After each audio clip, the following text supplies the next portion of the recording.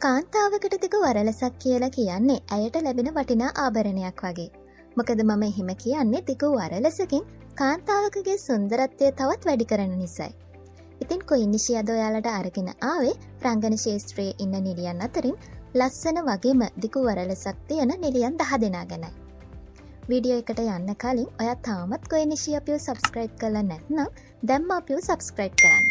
ඉතින් අපි වැඩි කතා නැතුව යමු වීඩියෝ එකට. හිරුෂි වසුන්දරා දෙරණ නාලිකාවේ අවුරුදු කුමරියක් ලෙසින් කිරුළු පැනදී හිරුෂි වසුන්දරා පාවෙලා වලාකුලේ ඒවිද අම්මා ටීචර් අම්මා වැනි ටෙලි නිර්මාණවලින් ප්‍රේක්ෂක ආදරය දිනාගත්ත දක්ෂ රංගන ශිල්පිනියක් වෙනවා.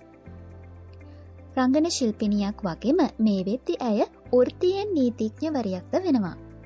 ඉතින් ඇයට කාගෙත් නෙතු වශී කරන ලස්සන දිගු වරලසක් හිමි වෙලා තියෙනවා. ශස්ත්‍රිකා සේමිනී දක්ෂ රංගන ශිල්පිනියක් වගේම ගායන ශිල්පිනියක් හඬකැවීම් ශිල්පිනියක් වන ඇය තවමත් අධ්‍යාපන කටයුතු වල නිරත වන දක්ෂ වගේම සුන්දර යුවතියක්. ඉතින් ඇයත් දිගු වරලසකට උරුමකම් කියනවා. නෙත්මි රොෂෙල් රූපවාහිනී නාලිකාවේ අවුරුදු කුමරියක් ලෙසින් කිරුළු පළඳා දෙවෙනි ඉනිම නාට්‍ය හරහා රංගන කටයුතු ආරම්භ කරන නෙත්මි රොෂෙල් කියන්නේ මේ වෙද්දි ලංකාවේ කවුරුත් දන්න රංගන ශිල්පිනියක්.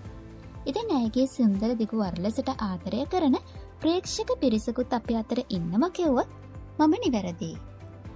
දිලිනි ලක්මාලී 2008 වසරේ ස්වාධීන රූපවාහිනී නාලිකාවේ අවුරුදු කුමරිය කිරුළ දිනාගෙන තමයි ඇය රංගන ශාස්ත්‍රයට පිවිසෙන්නේ.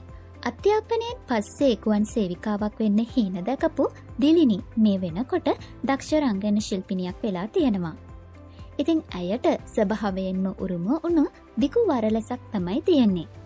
ඉෂිනි විජේසිංහ ජානු රජගෙදර මගේ මදෝ ප්‍රේම රස්තියාදුව යන ටෙලිනාට්‍ය තුළින් ප්‍රේක්ෂක ජනප්‍රියත්වයක් ලබාගෙන තියෙන ඉෂිනි කියලා කියන්නේ රංගන ශිල්පිනියක්ම නොව ලේඛිකාවක්ද වෙනවා. ඉතින් ඇයට හිමි වෙලා තියෙන්නේ සුන්දර දිගු වරලසක්.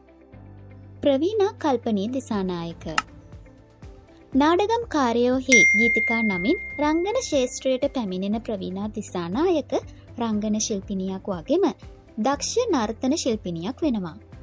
ගැහැණු පිරිමි බෙහෙදයකින් තොරව ප්‍රේක්ෂක ආදරය දිනාගත්ත ප්‍රවීණා දිසානායක මේ දිනවල ස්වර්ණ වාහිනියේ විකාශනය වන පිරිමි ළමයි කියන ටෙලිනාට්‍ය හරහා ඔබේ පවුලේ ආලින්දයට පැමිණෙනවා. ඉතින් ඇයට හිමි වෙලා තියෙන්නේ ලස්සන දිගු වරලසක්.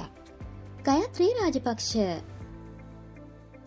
හිරු තනි වෙලා බොරදිය කඳුල යශෝදරා කියන නාට්‍ය තුනටම රංගනයෙන් දායකත්වය ලබා දුන්නු දක්ෂ රංගන ශිල්පිනියක් තමයි ගයත්‍රී රාජපක්ෂ කියලා කියන්නේ.